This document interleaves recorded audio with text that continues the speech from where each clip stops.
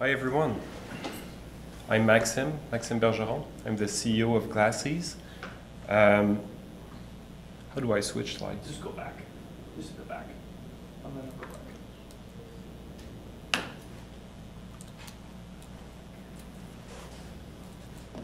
Okay, all right. So, when we started Glacies in 2018, the idea was to have an impact on the integration of renewable energies. And to integrate renewable energies, what you need to do at the basis, you have to be able to store energy. So that's the problem we choose to tackle. And the area we chose to work with was to store heat using water, and specifically to store heat at low temperatures. So basically we're looking to help heating and cooling processes, large heating and cooling processes that needs to do cooling or heating at low temperatures. But for example, I'm going to give you some examples. The first things we looked into in 2009, 2020 was to use the snow heaps in Quebec City, for example. I'm from Quebec City, and we have huge amounts of snow, even during the summer, because it's the snow we collect from the streets that we put in a snow dump. I don't know if you have that in Toronto. So the first contracts we had with the company was regarding, for example, cooling data centers using ice, or cooling large hospitals or things like that. That's the first things we looked into. We also looked into a ski resort application, for example, keeping the snow for the next year. So you can keep your old snow for starting the next year on time. So that's the kind of concept we worked with. We had a few clients, few studies, but it wasn't a great spot for a startup. And in 2021, we discovered the mining sector. We discovered that they had cooling needs, but mostly heating needs. And that's what I'm going to talk about. So how our technology using water as a way to store heat can solve the problem of heating in the mining industry. And since 2021, we've been working on that, and I will show you some information on it in the presentation.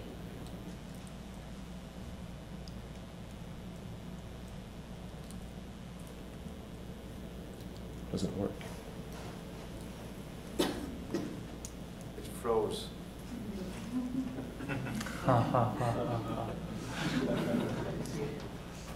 There we go. Okay, thank you.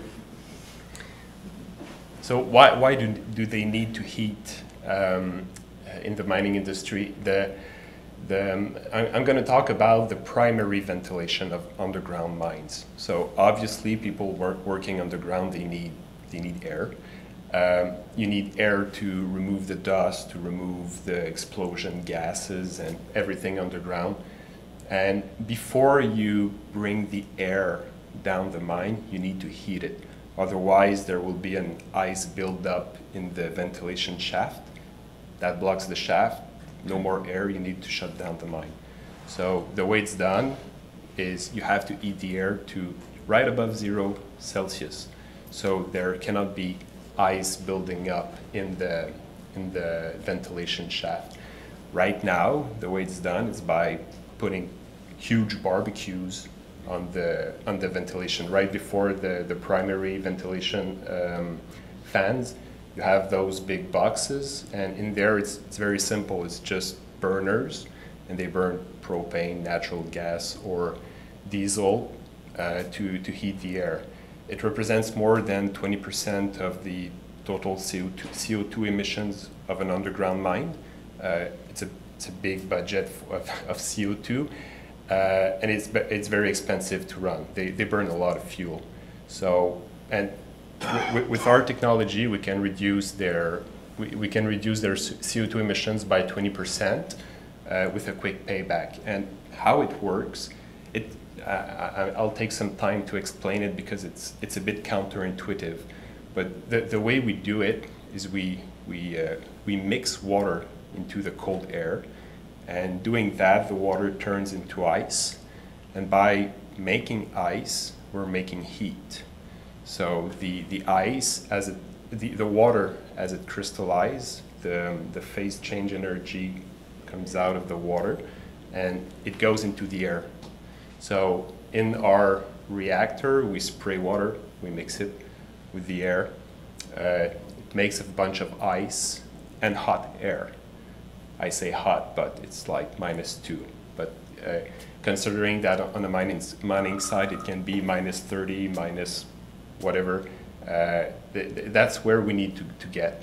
So in the reactor, we developed a few technologies to make sure we get a good amount of heat for the water we've put into it. We're able to de-ice it, otherwise it would clog. We are able to remove the blizzard we're making from the airflow. So the warm air that we're sending down the mine is free of ice, free of water. And on a mining site, usually, a mining site is like, it's like a well that you have to keep dry. So usually on the surface, you always have water. So we have access to water. So the only energy input we put in our system is for pumping. We're only pumping water, and it turns into a lot of heat.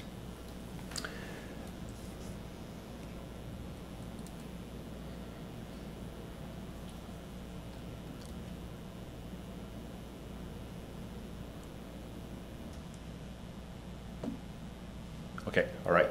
So we've been working on this process for a few years. At first, we were working in the first picture you see there. That's in the it's a freeze. It's a, how do you say that in English? It's an ice cream manufacturer, and he keeps his ice cream at -23. It's a famous ice cream manufacturer in Quebec. It's called Coaticook. So we did our test there. So we had -23 Celsius all the time to do our test during the summer.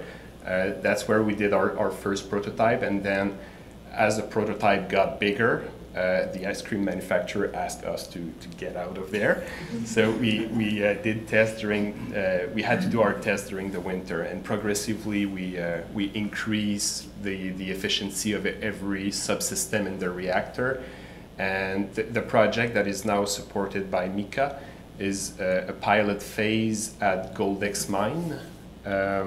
It's in Rouyn-Noranda in Quebec. We will be installing a 10% unit at the mining site, and that's for next winter. And the year after that, we want to install the full-scale unit. We don't know exactly where it's going to be yet, but that's the goal. Sorry, it keeps freezing, so I'm just trying.